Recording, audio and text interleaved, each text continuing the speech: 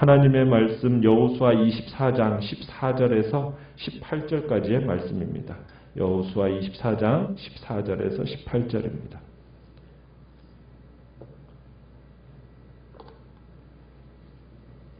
여호수아 24장 14절에서 18절까지의 말씀 교독하겠습니다. 14절입니다. 그러므로 이제는 여호와를 경외하며 온전함과 진실함으로 그를 섬기라. 너희의 조상들이 강 저쪽과 애굽에서 섬기던 신들을 치워버리고 여호와만 섬기라.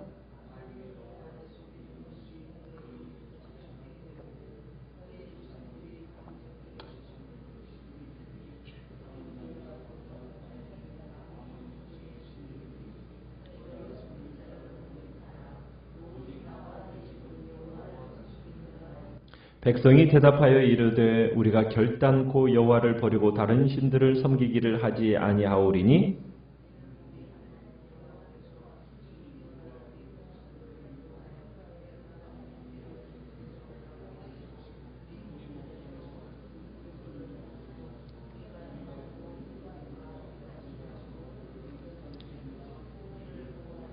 같이 읽습니다. 여호와께서 또 모든 백성들과 이 땅에 거주하던 아모리 족속을 우리 앞에서 쫓아내셨습니다. 그러므로 우리도 여호와를 섬기리니 그는 우리 하나님이시니이다 하니라. 아멘. 오늘 말씀의 제목은 오직 여호와를 섬기리니 라는 제목으로 말씀을 나눕니다. 여호수아가 이스라엘 백성들을 세겜으로 소집해서 하나님의 아브라함의 부르심으로부터 시작해서 가나안 정복에 이르기까지 이스라엘의 역사를 회고했습니다. 이러한 역사적인 사실에 기초해서 이제 여호수아가 백성들과 함께 신앙 서약식을 하는 장면이 오늘 본문의 말씀입니다. 14절을 보시면은 여호수아가 이스라엘 백성에게 이제 다짐을 이제 어떻게 보면 명령하는 내용을 보게 되는데 하나님의 큰 은혜를 입은 이스라엘 백성이 이제 14절에 보면 이렇게 얘기하죠. 여호와를 경외하며 온전함과 진실함으로 그를 섬기라. 이렇게 권면을 합니다. 온전함과 진실함으로 그를 섬기라. 이 말은 전혀 흠이 없도록 완전하고 완벽하게 그리고 전심으로 그를 경배하라 그런 뜻입니다. 이 권면은 이스라엘이 하나님에 대해서 가져야 할 자세를 함축적으로 보여주고 있습니다. 이스라엘은 하나님을 경외해야 합니다. 그리고 이스라엘은 하나님을 경배하는 일에 있어서 성실해야 되고요. 이스라엘은 하나님을 사랑하는 일에 있어서 진실해야 합니다. 그리고 이스라엘은 사람의 모든 영역에서 하나님을 섬겨야 한다. 지금 이것을 보여주고 있는 겁니다. 그러니까 바른 신앙이라는 것은 뭐냐면 하나님만을 섬기며 그에 대한 믿음에 대해서 흔들림이 없는 것을 이야기하는 겁니다. 신앙에는 중간지대가 없어요. 주님도 이렇게 얘기했죠. 한 사람이 두 주인을 섬길 수 없는 거다. 이렇게 분명하게 말씀하셨지 않습니까? 또한 우리가 하나님을 믿는다고 하면서 그분에 대해서 의심하거나 그분의 말씀에 대해서 의심한다. 그건 바른 신앙이 아닙니다. 우리가 하나님을 믿는다고 하면서 하나님을 온전히 신뢰하지 못한다. 결단의 순간에 머뭇거린다. 그것은 결단코 바른 신앙이 아닌 겁니다. 그래서 여호수아는 14절에 계속 이렇게 얘기를 하죠. 뭐라고 얘기하냐면 이스라엘 조상들, 너희 조상들이 메소포타미아에서 또한 애굽에서 섬기던 신 모두 버리고 오직 여호와만을 섬겨라. 이렇게 호소를 합니다. 이 호소는 당연한 요구인 거죠. 하나님께서 이스라엘을 위해서 지금까지 이렇게 놀라운 일을 행하셨는데 정말 하나님을 진심으로 섬기는 것, 전심으로 섬기는 것, 이거 기본적인 도리인 거죠. 하나님께서는 그러니까 먼저 은혜를 베푸셔서 정말 우리를 감격시키신 다음에 우리의 어떤 자연적인 반응으로 그분을 사랑하기 원하시는 겁니다. 그래야 믿음 생활이 오래 가기 때문이에요.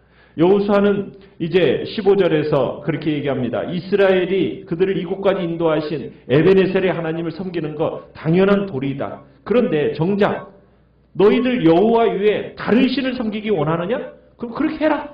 지금 이렇게 얘기합니다.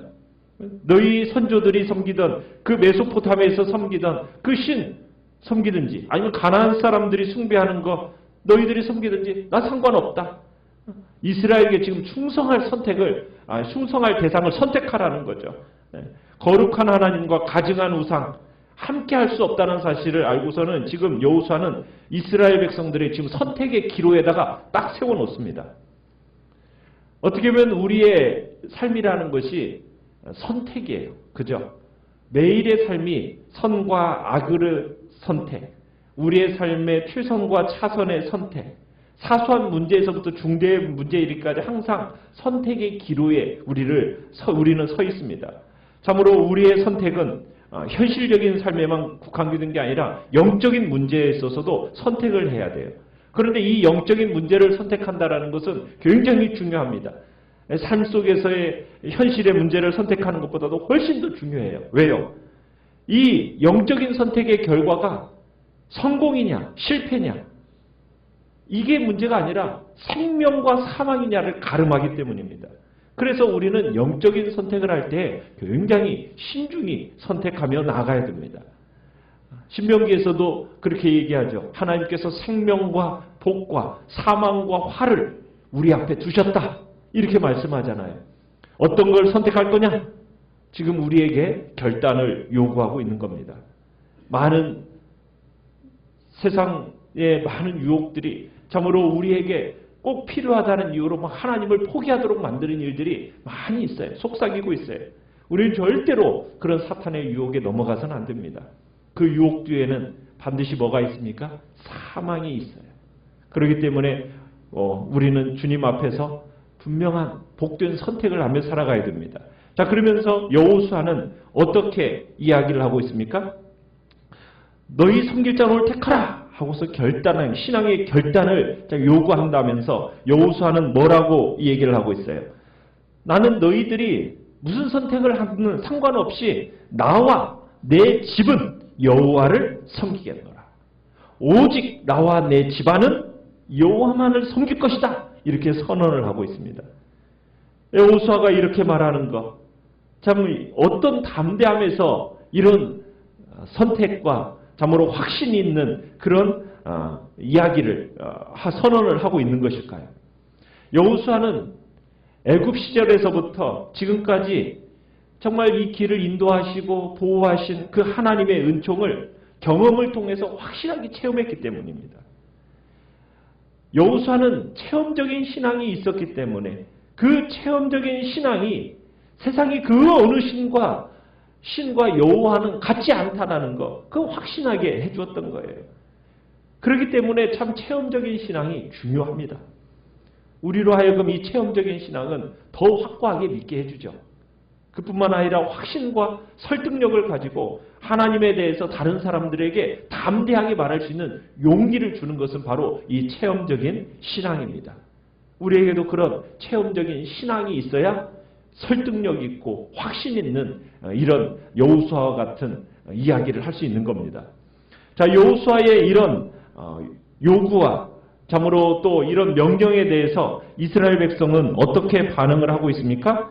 16절 그리고 18절을 보면은 우리가 결단코 여호와를 버리고 다른 신들을 섬기기를 하지 아니하겠습니다. 18절에 가보면 이렇게 해야죠. 그러므로 우리도 여호와를 섬기려니 그는 우리 하나님이십니다. 여호수아의 그 도전을 받은 백성들은 지금까지 설교에서 회고된 역사적인 일들이 모두 진실이라고 고백하면서 하나님께 충성하겠다고 지금 두 차례나 맹세를 합니다. 우리도 여호와를 섬기겠습니다. 반복적으로 고백하고 있는 거예요. 이스라엘 백성들도 여호수아의 이 결단 촉구 앞에서 머뭇거리지 않고 있어요.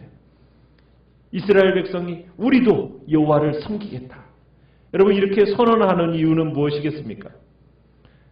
이스라엘 백성들도 뭐가 있었기 때문이에요? 17절로 가보시면은 애굽 땅 종되었던 집에서부터 시작해서 여기까지 하나님의 그 큰 이적으로 우리의 행한 모든 길과 우리의 지나온 모든 그 백성들 중에서 우리를 보호하셨기 때문입니다.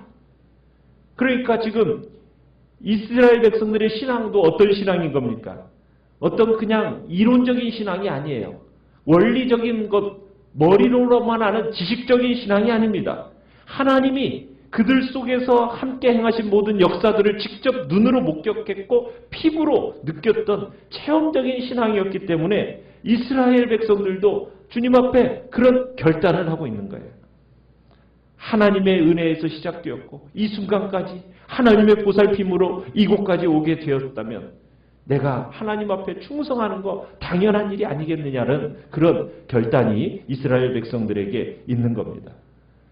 정말 하나님이 우리에게 베푸시는 은혜에 대한 체험, 이것이 우리 신앙의 근간이 됩니다. 고난과 환난 속에서도 우리가 하나님을 바라보게 하는 힘이 바로 우리가 주님께로부터 받았던 은혜요, 그것에 대한 체험이 우리로 하여금 하나님의 구원에 대한 역사를 우리가 잊지 아니함이 바로 참 어떤 상황 속에서도 하나님만을 선택하는 복된 자리에 있게 되는 겁니다. 오늘 우리가 주님 앞에서 우리에게 베푸신 그 신앙적인 은혜에 대한 체험적인 신앙, 그것을 우리가 가져야 합니다. 성경에 기록된 그저 지식적인 신앙에 머무는 것이 아니라 우리의 전 존재를 열어서 정말 예수 그리스도와 연합하고 정말 성령의 지배를 받는 삶이 우리 가운데 있어야 되겠습니다. 그럴 때 정말 우리가 어떤 상황 속에서도 하나님을 놓치지 않아요. 내 마음속에 체험적인 신앙을 소유한 사람은 어떤 고난이 와도 이 신앙을 의지하여서 이겨낼 수가 있는 거예요. 오히려 어떻게 보면 고난 중에 있을 때 정말 하나님께 받은 은혜를 기억하면서 더욱 신앙을 굳건히 할 수가 있습니다. 우리에게 하나님의 은혜에 대한 체험이 없으면 우리의 신앙에 아무런 의미가 없어지고 약간 고난만 생겨도요, 그 뿌리가 말라 죽어버려요. 우리는 우리의 삶 속에 정말 하나님을 인격적으로 만나는 체험적인 신앙이 있도록 우리는 소유할 수 있도록 주님 앞에 기도하며 힘쓰며 나아가시길 바랍니다. 여러분의 삶 속에서 정말 예수 그리스도를 만나는 체험적인 신앙, 이것이 우리에게서 너무 중요하고 우리의 삶 속에 하나님의 역사가, 그 신앙은 우리에게 하나님의 역사가 있게 하고 하나님을 더 의지하게 만들고 마침내 그 신앙이 우리를 하나님의 나라로까지 인도하는 길잡이가 되는 것입니다.